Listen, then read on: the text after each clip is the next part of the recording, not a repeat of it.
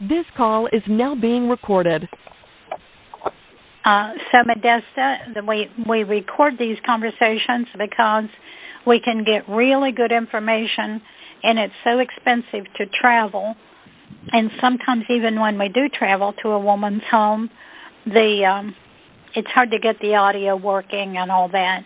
So we've been lucky that by doing it by teleconference, we get good quality recordings almost every time. So we have Catherine on the line, and Catherine, you met a few minutes ago briefly, and her student is on the line. And I'm going to just stand back and let them interview you, and I'm just going to have a good time listening, okay? I don't believe you. Yeah. I'm going to wait for the, I'm with you. Okay, Modesta, I just want to introduce you to my student, Caitlin. She is a history major working with me, and she is writing her senior thesis paper on Rosie. So she's very excited to kind of eavesdrop on our conversation. Is that okay? What is her? She's writing it on what? What? What is she writing her? Oh, she's interested in Rosie the Riveter, women who worked during World War II. And what she's saying, Modesta, is her student named Caitlin is writing her senior thesis. It's like, the most important thing you do before you graduate, and it's going to be on Rosie the Riveters. So she's going to be on the line and listening. For her. Okay.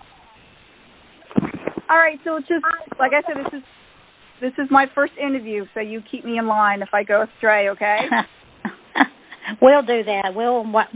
We've got the whip right here. All right. Are we here?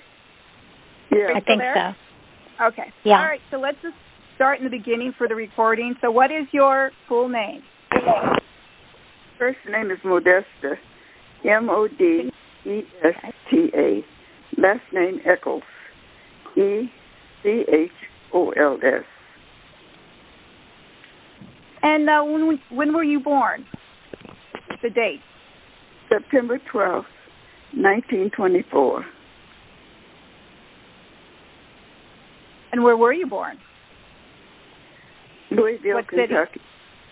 Oh, Louisville, Kentucky. Oh, they say Louisville. Did you grow up? They say Louisville, Kentucky, don't they? Louisville, Kentucky. Did you grow up there then? No, I did not. So how long were you in Kentucky? Oh, I was in Kentucky until I was about 10 and a half years old. And then you went to New York? Yes, I did. Okay. So you've lived in Buffalo since you were a kid? No, I'm sorry. Okay. No, I went to New York City, Manhattan. Okay. Wow. How long did you live there? Until I finished high school. All right, so you were in Manhattan when the war started, right? That I don't know. The war started, I can't remember dates, but the war started December 1st, 1941, right? Right. Okay. Pearl Harbor. Okay. I have so no idea. You don't remember where you were living? I don't know the dates at all. Pardon me? That's okay. So, my sister sent for me when, as I, came out of finished school. She sent for me to come to Buffalo. She was living in Buffalo. And so she sent for me. They were hiring at Curtis Wright. And they were making a lot of money. They were getting paid $35 a week. Wow. And it wouldn't take me long before I'd be wealthy. So I was ready to... So how old were you then when you started at Curtis Wright? I'm trying to figure it out. Mrs. Montague sent me a picture that possibly it was the place where I worked. And I looked on the back of it, and she said 1944. If that were true, I don't really know. I would be 20. But I don't know how long the Curtis Wrights were open, from the time the war started. And I didn't know anything about Buffalo at the time. Okay, so what did you think about the idea of working at Curtis Wright? Other than the money, what was exciting about it?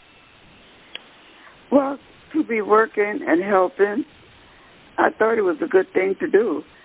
The people around me, ladies, they were happy, and everybody got along well, and it was just something to do.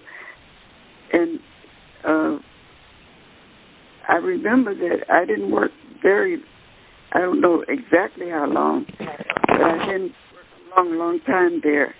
But I learned a lot, not only about people, but about things that, to make you a better person.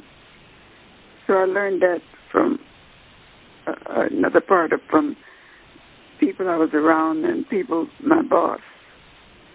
An example, one Monday I didn't show up for work. And I said, but I'm a good worker. He was a nice young man. He said, but no matter how good you are, if you're not here, what good are you? And I tell young people that all the time. If you don't get to work, to do the work, no matter how good you are, you're not helping yourself. I need to tell my students that so they'll come to class. I need to tell my workers that. I hope Caitlin's listening. Are you listening, Caitlin? Of course. Yeah. You got to show up. That's the first thing, right? Modesta, what did you do at Curtis Wright? What was your job? Well, what? After what? What job did you have at the Curtis Wright? Well, I was what you were a riveter. The riveter, yes, I was the riveter. And another mature woman, she was more mature than I was. She was my bucker. She was a very quiet lady. And can you? Because I don't think Caitlin knows what you'd have to do as a riveter. What is a bucker, and what is that like? What that job? I'm sorry. I really will get these pictures for you. Okay. It's like what would we call that now? It's more like it's sort of fat and have a little thing on the end of it that you put against a riveter and you pull the trigger and it but you put the trigger into the thing. And I worked on. I thought I was working on the nose, but now that I'm looking at some of these pictures, they were working on everything. So I said, I have to really tell this lady to got these pictures for me, that I'll have to go over and see, if I can really, really figure it out. But it all was a good atmosphere, and it was nice.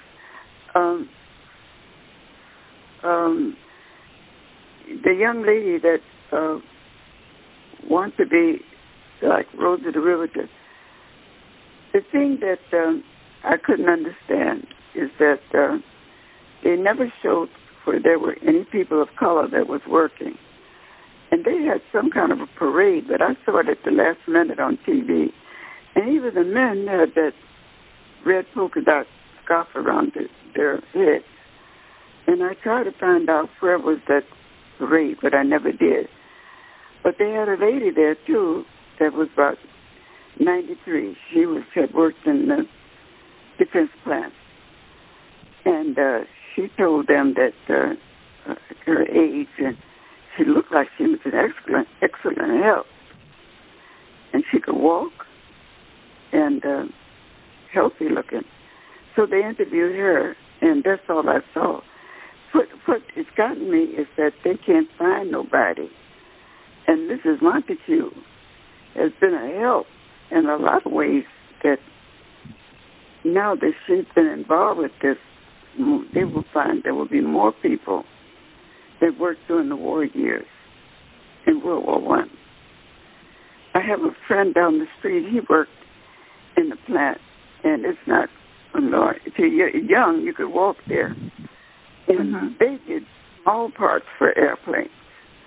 And I kept telling him that about Mrs. Montague. And he told me, he said, I'm not old enough to have been in World War One, World War II, I'm trying to say. So I said, I thought we worked together on another job, and I thought you were the same age as me. No, I'm not the same age as you. But I had a shock there. So I said, okay. He's a family man. He has a son and a daughter, and they all are a beautiful family. So, anyway, what other questions would you like? I would like to know, because, curious, what was the average day like? So what time did your shift usually start? Do you remember? Yes, I do. I work the second shift. Okay, so what time is that? I can't remember. Usually, trying to think. Afternoon or evening? It's afternoon. Okay. And then where my sister lived, it was about 5 or 6 of us in the car, and a young man picked us up that worked there, because I would never find how to get around. So that's what we did, and we paid him to pick us up and take us home. So we got home late at night. Okay.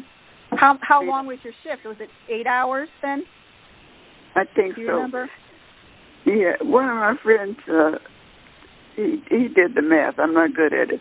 He said that it made me work about 87 point something cent an hour. When I told him that I would be making $35 a week. Wow. And I said, 87 cents. And these people are trying to get $15 an hour. So what's your name now? My students, I'm Catherine, and my student is Caitlin. Yeah. Caitlin?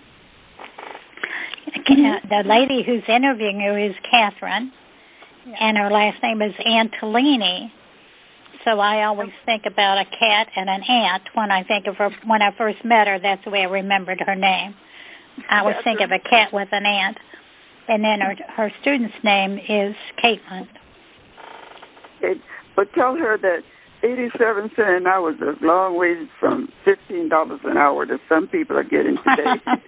Yeah. So before the war, what job did you have, or were you still in school? So it's so nice. I like to hear about young people that want to work. Oh, yeah, that is nice. So, what kind of training did you have to go through? So you have a job at Curtiss-Wright, so they had to train you, correct? I trained. How to use the gun? Did you have to go through training? A train to ride on? No, to teach you how to rivet? Oh, a rivet. Yeah, did they teach you that then? Yes. I think the rivet is... I've forgotten a lot. So the rivet is... I wished I had kept a journal. Well, yeah. Yeah, I was just curious of how, did you take, when you started the job, did you have any experience using, machines or anything like that? No, they trained you on the job. Okay. Mm-hmm. Like classes, or they just showed you? They went around and showed everybody? Or there's it's classroom stuff? As far as I could remember, that it wasn't that hard to learn how to put the rivet in. The holes were there and whatnot. But somebody must have showed me how to do it, though, because just doing it, putting rivet in there and then, pushing it in there like that, is you have to get it in that straight and not crooked. So what happens if it's crooked? I can't remember. It's taken out and a new one put in. Okay. Mm-hmm. What was the hardest thing about the job? Was the gun heavy? I don't think so. You're young then, and it makes a big difference. But I didn't think it was heavy. Okay. Was it hard work? No, I actually enjoyed it. Why? Pardon me? Why did I enjoy it? Yeah, why? What did you like about it? I liked meeting people because I was staying with my sister, and I would be out meeting people and meeting new friends in a new place of Buffalo, and learning for different things like schools and churches and things like that. So most everybody that was there, they were very friendly. But most of us stayed really busy doing our work. I think we had so much work to do, and they expected us to get it done. And, now, did you mostly work with other African-American women, or did you work alongside white women as well? I worked with both, yes. Okay. Uh-huh. I'm going to interject, Modesta. We're having a hard time finding black ladies. What percentage of the women on your workforce were black? Would you say 10% or 50%? Well, I'm only giving you a small area where I worked. Now, there could have been white people. Now, some of the pictures I noticed, there's a black woman and a white woman working together. Mm-hmm. And then there's another picture where it looks like it's a white woman and a Latino. And but the majority of the pictures that she gave to me, and don't forget now, there's a whole bunch of pictures. But she just laughs because I keep her laughing. And I said, where are the black people when she first started coming around here? And I showed her about and told her about Miss Montague. Mm-hmm. And I said, with that CD. And that started it. So there were, where these pictures came from, I'd say 95% of them are black people that's in those pictures. But that doesn't mean, like my sister, I don't really know where she worked, because I was afraid to do what she did. She would leave for her work and walk over where I'm at. The only thing I could look and I saw, do you remember the flying tigers? Mm-hmm. I could see planes like the flying tigers on the floor. But I was busy with my work there, and she would come over to talk. And I didn't feel like I should be talking, I should be working. But I don't know, she was bored, I guess. But I don't know what, not to this day, I don't know where she worked. Anything. Because I didn't know whether if I left my job, to go walking. I don't remember. But she came over like whenever she felt like it seemed. Huh? So what did you do with all this money you were making?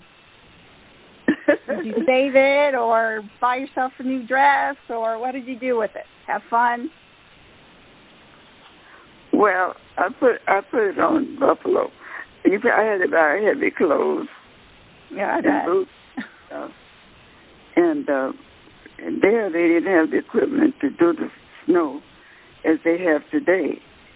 It's not as bad as when you couldn't see yourself across the street.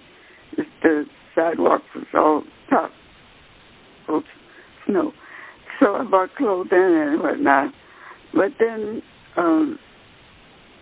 what else? Oftentimes, we would eat before we go to work. That way, we wouldn't have to stop, or we didn't have to, we wouldn't be hungry, eating late at night. And, so you didn't stop to eat like lunch? You worked right through? You didn't take breaks? I think we did, because I remember sitting down, but I didn't go. Now, my sister didn't tell me what I could do and what I couldn't do. I had a young boss, and he was good. He's the one that told me, I told you about the not being at work. But to make a long story short, I was broke when I left there. And the lady, I was standing on the corner waiting for a bus, and a lady passed by. The way the street was built, it was like 2 blocks from where the bus stop was. And she was in a red, that lady saved her money. She was in a red convertible. Yeah. And she would, I waved back because she couldn't come over and pick me up, So I said, oh, my gosh.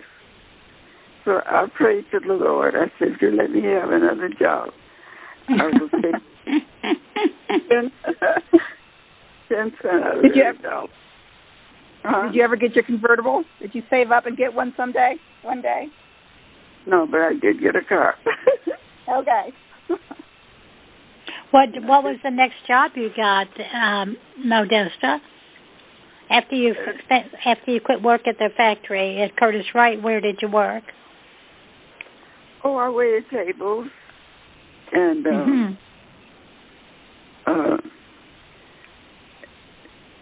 I found the thing of it is I had to stop myself. I was tipping too much because we would get for $7 a week, and your tips depended on it.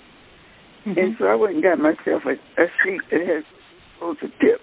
I'm tipping 20% or more, and other people are tipping, like 15%.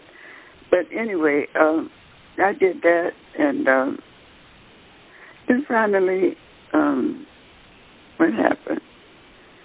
What was the next war we had? The Korean War. That was it.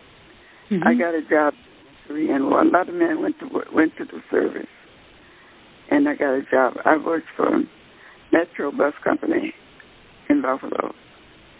So, and I said the kids getting on my bus too when they got their driver's license, their what do you call it? Their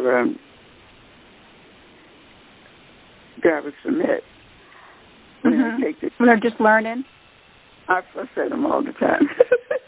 And they laugh. So they tell me, I'm going to get my license. Yeah, I said, now don't go home getting on your parents' nerves, asking for the keys to the car, because you haven't learned how to drive yet. I said, it's going to take you a while to learn how to drive. Oh, I know how to drive. I said, no, you don't. So don't go home bugging your parents for the key. So I said, it took me 5 years to learn how to drive. They would get the biggest kick. And so then they would, think about it. You're young students. Think about it. When I was driving the bus, you go down the street, hopefully doing the speed limit, and you do a U-turn, hopefully not on the bus route because you get a ticket. And then you come back and parallel park. And let's see, what did I miss? And they give you, at that time, they give you your test on a Saturday or Sunday. And I did the speed limit. And so that's one that I missed. Even on Saturday or Sunday, you're supposed to go down to 20 miles an hour or 15 miles. I said, but there's no school today. They said, you don't know that. They have a lot of extra equipment. But anyway, curricular activities for kids. Could be football. Whatever. But anyway, so I was fussing at the kids. And the And now it's worse because they have those guns. I mean, what do you call them? The cell phones and different things that they will take them away from watching where they're going, and things can happen in a second. Yeah, oh yeah, distracting drivers. Yeah. So you started driving the bus in the 1950s. Was there a lot of women driving the bus? Yeah, and it was I'm trying to think. I just by accident got the job. I was been looking all morning and nobody was hiring me because my husband didn't want me to work at the time, and I wanted to work. I wanted to have my own money. So what happened is I got on the bus and the girl was about my size, and I said, "How do you sign up for this job?" And it was on her route. She says, "I pass right by it. All you have to do is get off and walk a few steps, and you'll be at the office." Well, now the office is at the bus terminal. But so I said, "Oh," so I went in. He didn't want to hire me. I said, "Oh my God!" So, and I found out that he was looking at my age, that I would be having children and looking sick. And I told him, no, I'm not going to have any children. So he said, and he hired me. And I had just got my driver's license. My husband was teaching me how to drive. And he said, "You can't drive a car. How are you going to drive a bus?" I said, "Well, at least they believed in me that I'm teachable." When did you meet your husband? After the war? After the war. It couldn't have been. Did he serve in World War II? Yeah, he worked at Bell Aircraft. He was a mechanic. What was the name of the aircraft? Pardon me? What was the name of the aircraft? What company did he work for? Bell Aircraft. Bell Aircraft. Bell. Bell Okay. Okay. Mm-hmm. And what did he do for them? I didn't understand. What did he do at Bell Aircraft? He was a mechanic. I think on what was that? Was it? I can't remember. Was it the motor? Or I knew I saw a picture of it. I think I got a picture of it somewhere around.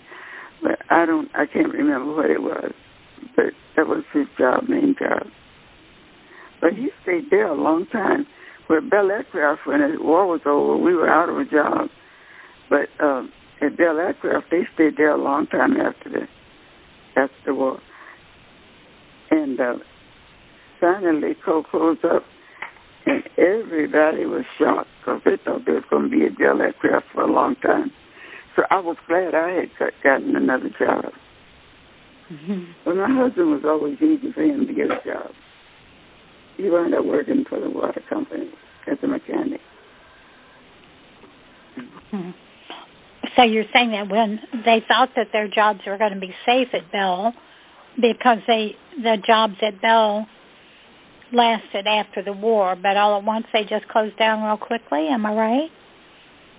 Well, where I was working at Curtis Wright, they did. They closed down right away after the war was over. Mm-hmm. And but Bell Aircraft stayed open a long time. I had a cousin who worked, and they wouldn't let him retire because he was so good at his job. I can't remember what it was now. He tried going way down south, where his brother lived.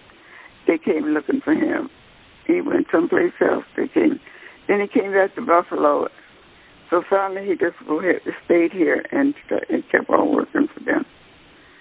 But he said he didn't want to work anymore. But he was good. And did he work for Curtis Wright or for Bell? He worked for Bell Aircraft, yeah. For Bell? Mm. He was so good at what he did. But, Modesta, for the benefit of our student on the line, tell what the difference between a riveter and a bucker. So you were a pair, you worked together. You had the riveting gun, and you had to put the rivet in the hole, but tell her what the bucker did. She's on the outside of the plane, and she holds up a thing.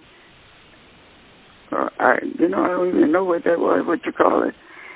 And when the river's in, and for a better word, it melts down. When you hit like that, and she's again, and now it goes in, and hopefully it goes in right. Right. So now, typically you would be, or the riveter is typically on the inside, and the bucker is on the outside. Am I correct? That's true, but it doesn't necessarily have to be that way. Now, typically, right. It could be, I don't know. After looking at those pictures, they're sitting everywhere which way around those things. And the bucker had a bucking bar, which was an iron bar that was a little bigger than a candy bar, something like that. And she held it up against the skin of the airplane while the riveter put the rivet through. So she's the one who made it mash down. Am I correct? That sounds as good as anything else, because I can't remember. Mm-hmm. That's a shame. So was it the bucker who had to crawl into the tight places then? Or was it the other way? I don't know. I never toured the plant. I never saw it. I wished I had it. Like when we had a break, I should have walked around. I don't know whether I was scared or what. I don't know. I don't remember had a reason to be scared. But my sister, she walked around during her breaks, and because she'd come over and we'd talk. But I would sit down because I don't know why, whether because I'm standing all the time or what. But during the whole time, I worked on that one section of a plane. And I really don't know what was going on in the rest of the plant. But like you say, that sounds more reasonable than anything I can think of that a bar that she would hold up that, because it jars you when you're doing it. Not that much, but you have to have something that you hold steady. Yeah. Now, do you remember your bucker's name? What was her? Did you keep in contact with her? No, I didn't. Did you always work with the same woman, or did you change partners every once in a while? I'd worked with the same lady the whole time. She was quiet. She never talked much. Would have been hard to hear anyway? Can you talk over the noise at the time? Was it loud? Yeah. Well, I don't know. See, she may have gone out to eat or brought a lunch with her. I don't even know that. But she may have had friends in the place that I didn't know about. She probably, because I didn't see her during our breaks at all. And she was always back ready to work when the time was up. But I was sitting there mostly by myself unless my sister came back. Because I hadn't met many people at the time. Mm-hmm. What was your bucker? Was she an African-American woman, or was she white? Your partner? She was an Afro woman. But everybody got along. They seemed to get along very well. And good. Did you guys socialize outside of work? The people you worked with, did you guys spend time outside of the plant? My boss? Did you other than your family, did you spend time with these women that you work with outside the plant? Did you socialize together? Well, the only people, just the people that I rode in the car with. Okay. You know, sometimes they would stop in and talk a little while, whether we're house or something like that. But other than that, you didn't have time. By the time you get home, you're tired, and you hit bed, and you get up in time. Where did you rent, Modesta? Did you rent from a rooming house, or where did you live? I lived with my sister. But was it in a rooming house or an apartment, or? She had an apartment. Apartment. How many people shared the apartment? Was this you and your sister? Yeah, her husband. Okay. And there was one room she rented out to a young lady. I forgot where she worked. Modesta, some of the African American women that we've interviewed said they didn't feel welcome in the lunchroom. Do you remember a lunchroom? And would you have been welcome had you brought your lunch? I can't remember hardly any of that. I don't remember. Because a lot of times we would stop and eat before we went to work. And that was, like I said, it was kind of getting there. And we weren't hungry, you know. Yeah. So maybe that's why I didn't have no money. Was there a locker? Was there a locker room there, or did you come already ready dressed for work, or did you change there? I come dressed for work. You come dressed? Yeah, and I didn't work there that long. You see, that's the whole thing. Well, how long did you work there? I don't know. How many? You don't know. Okay. I have no idea, but I knew it wasn't that long before the war was over. So now I looked on one of Ms. Monica's pictures she sent me, and it was 1944. So the war started in 19.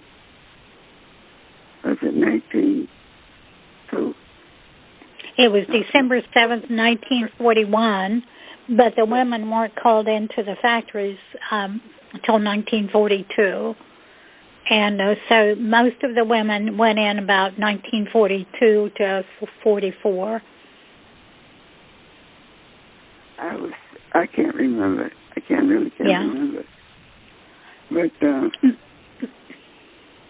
Modesta, what was the airplane you worked on? Some people called it the P-40. Do you remember if that's what it was called? That's another thing. You know something? I don't know. This is the young man, the young lady that's interested. Young man? Lady. Young lady? Yes. Tell her if she gets a job and it's an interesting job, tell her to keep a journal. Because when you get my age, you forget a lot of stuff. I will. Yes, and journals will make historians' jobs so much easier. Well, you know, there was some problem at Curtiss-Wright with making engines. They had their contracts basically rejected, or the U.S. government stopped contracting with Curtiss-Wright because some of the engines they made for the inside of the plane were faulty, and there was different kinds of problems on that site. Remember, I sent you the picture of the factory. Do you remember them testing any airplanes near your workplace? Because one of the Rosies remembers them testing airplanes, and a couple of them crashed. Do you remember anything like that? No, the only thing I remember that really It's when the Black Tuskegee Air Force have trained to be pilots, and people didn't want to ride with them. And Mrs. Roosevelt, she got in the plane and rode with them. Oh, did she? She was a character. You know, we're in West Virginia, and there's a little town named for her, Eleanor, West Virginia. It's right up the road from me. During the war, those Tuskegee Airmen, they never lost a plane. In other words, there were no blacks going into the war, per se. But they would fly and protect. I remember that. They would fly and protect the other pilots. And the whole thing is that they never lost the plane. The plane that they went out looking for, they brought them back. And they have a big, they all old now. I went to a place in, I think it's Atlanta, Georgia, I'm not sure, where there was still Tuskegee Airmen there. But you asked me, did I know what the plane I worked on? I'm guessing. I was a little dumb, although I had high school. I was a little dumb because I didn't make any notes or anything. I'm assuming it was a C-46, C-47. And I think, and seeing the planes now, I'm thinking it was a transport plane where they transported soldiers. I only worked on the nose. And I was in Hawaii, and they had airplanes on display. And they had a plane like this out there. And people were standing in line. And I was with my nephew. And I was so hungry. I don't know why people don't want to feed me till late.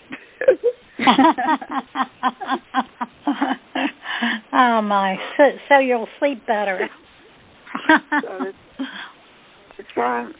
the time, you know, that it would be, then it started to rain, you know, but we could stand, that thing was so huge, I couldn't imagine all the different areas where they worked on the plane.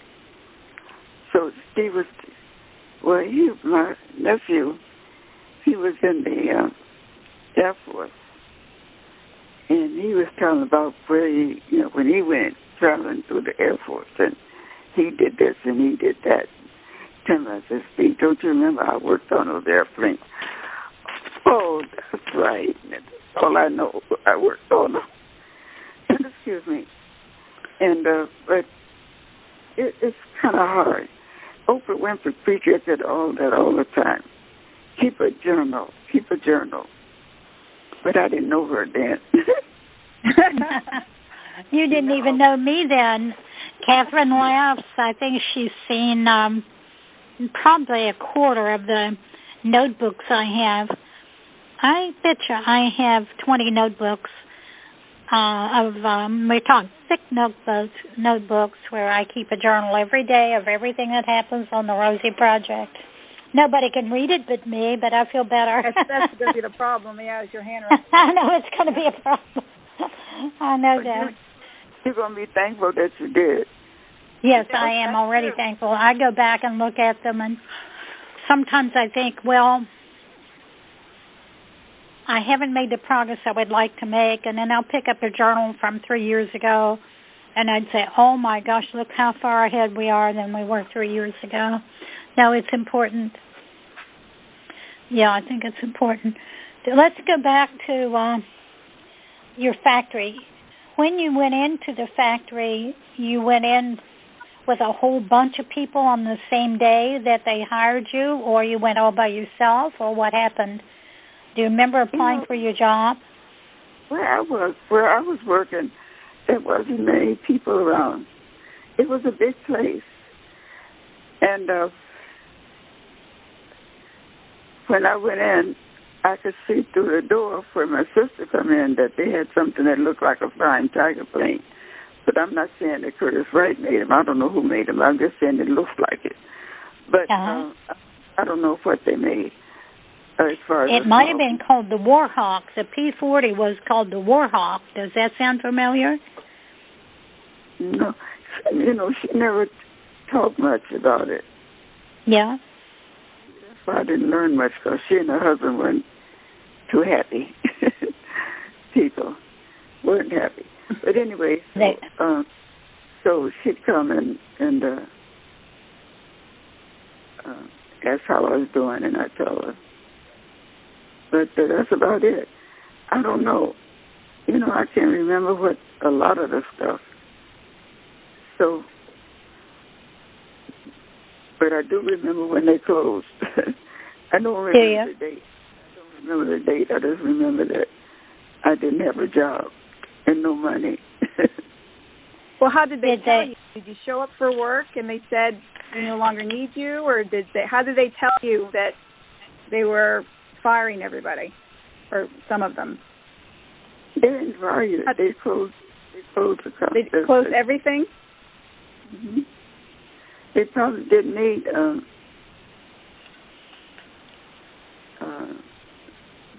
the airplanes, I guess. I don't know. Yeah. Did you show up and they told you that the plant was closed, or how did you find out? I'm not positive, but I think that they told us that it would happen.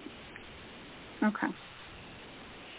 They told you what a lot of people remember VJ Day, the end of the war. Do you remember that day? Was there a celebration in Buffalo? When they did what, to the last payday? On VJ Day, the end of the war, August 17th. Do you remember that day? No. Don't remember that? Tell us about your growing up. When you grew up, you were in New York City, and it was through the Depression. What was the Depression like in New York City, Modesta? Let me see. Well, I didn't know. I didn't seem to know.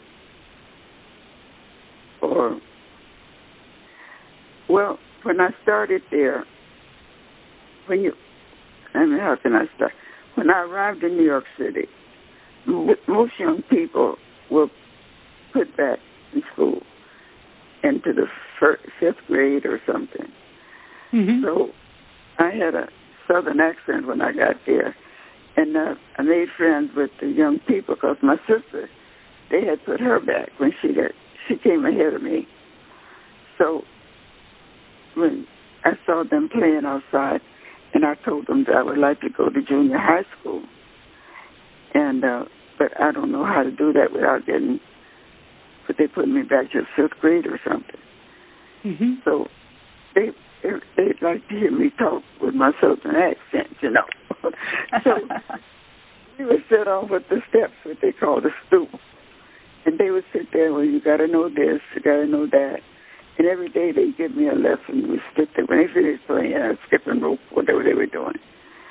And I was across the street from a boys' school. I lived on 140th Street.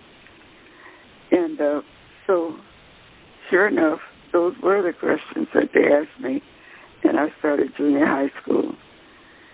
And it was on 130. I lived on 140th Street. And I went to, what the heck is his name? I think of it, and I think of it. Anyway, the minister on 138th Street, I went to his church. And my school was on 135th Street. And so I walked 5 blocks to school. So, but when I graduated, I don't remember for myself being that much of a depressed person. But I believe my aunt was, because I stayed with my aunt. Because I remember now that she had an apartment. She had a beauty parlor in the front room. And it was an interesting street. When you walk 1.5 block down and cross the street, you were at the Savoy Ballroom. And that was interesting. Chickwell's band used to come. Next thing you knew, we knew all their names. Ella Fitzgerald was with his band. She hadn't graduated to anything. She used to come to my aunt's house to get her hair done. Wow. It was 65 cents to get a shampoo, press, and curl. And she didn't have 65 cents. My aunt said, that's okay. In the meantime, Chickwell asked her to go on the road with him. And she forgot about that 65 cent. My aunt want to remind her a lot of times of it. Oh, my goodness. Oh, goodness.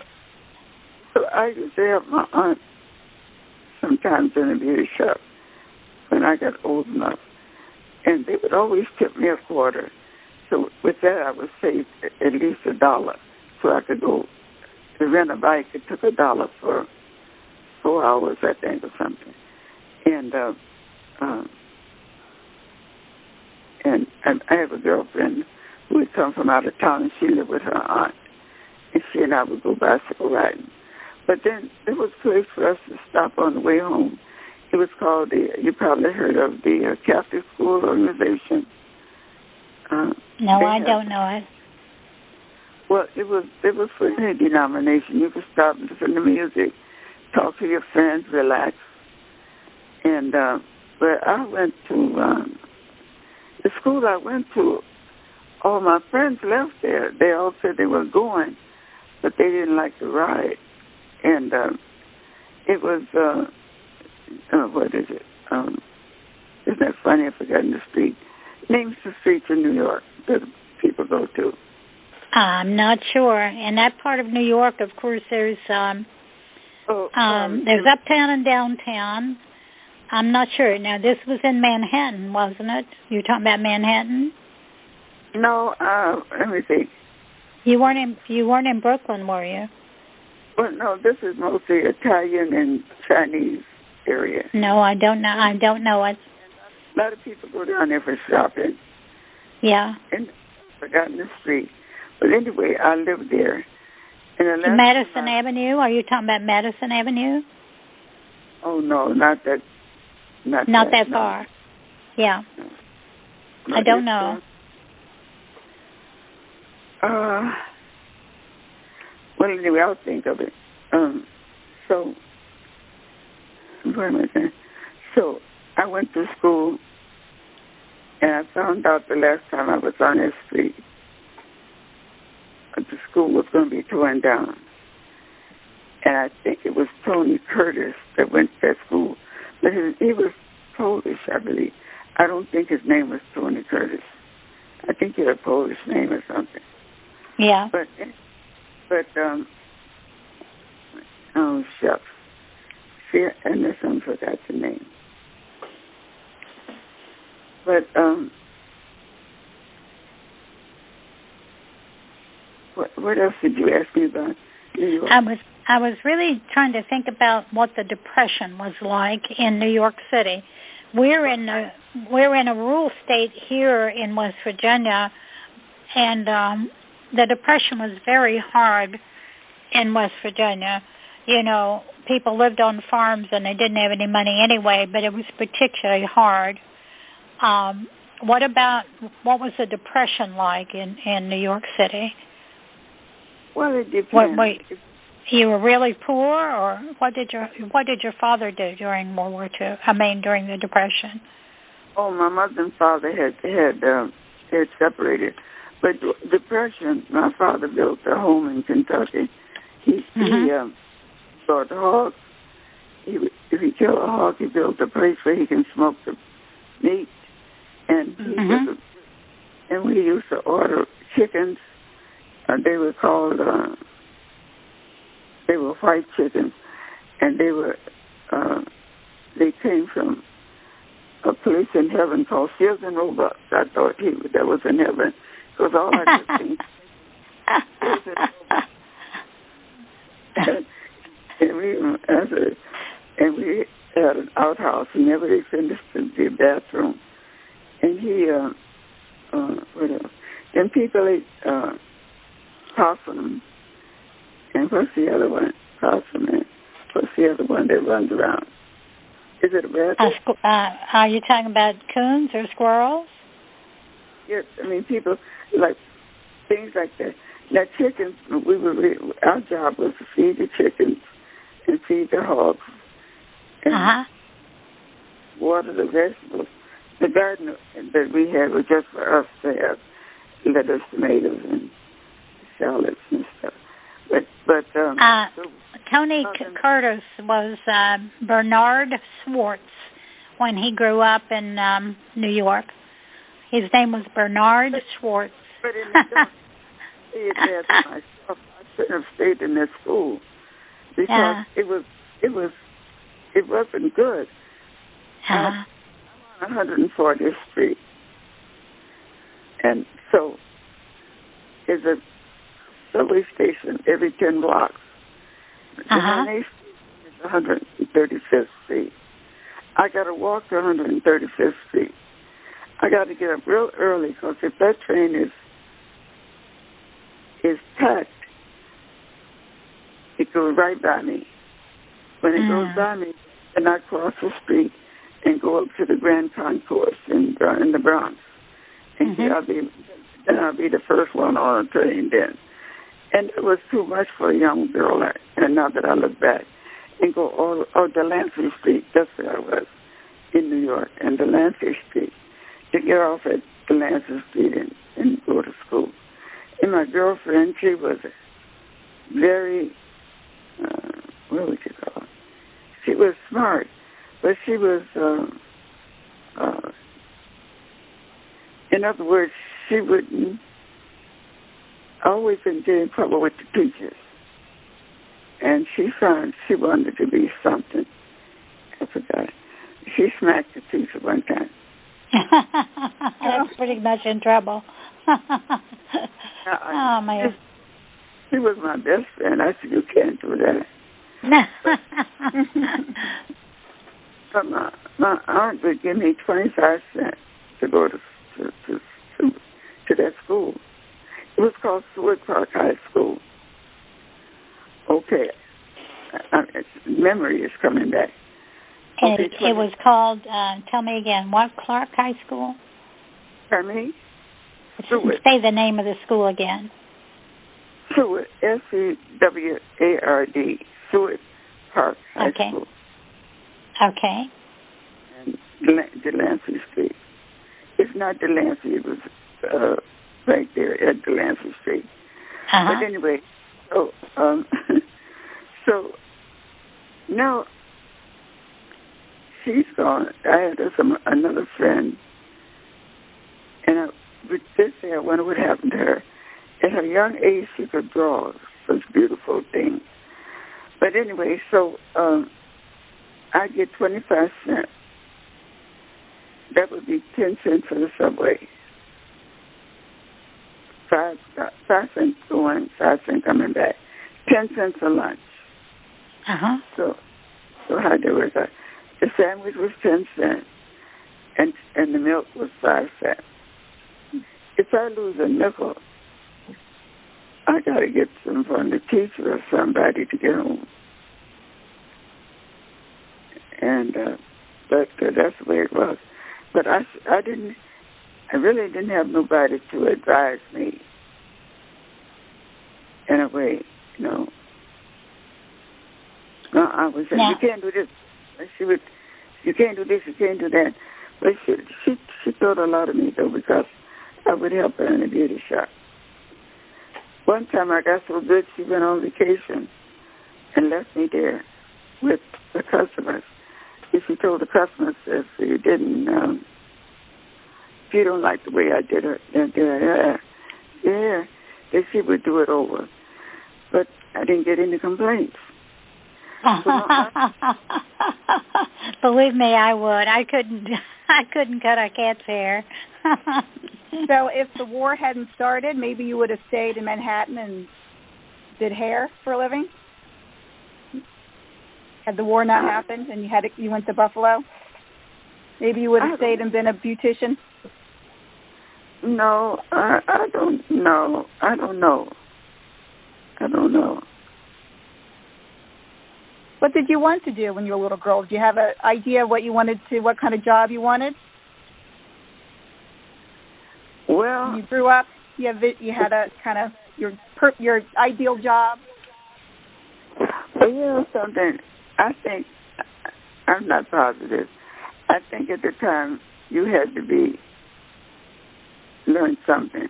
Like you say, either go to learn how to graduate into a beautician or something like that. But before you're getting the money to buy your equipment and take your lessons and all that, you know, I left and went to live with my sister in Buffalo.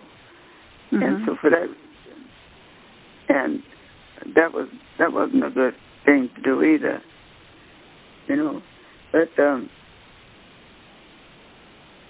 it was just, I don't know how to explain it. But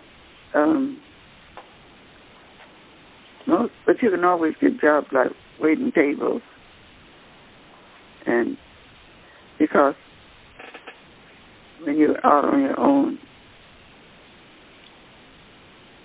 But that's about it. I don't even know how long. My husband died, and I don't know how long I worked there. I got to call the union and find out how long I worked.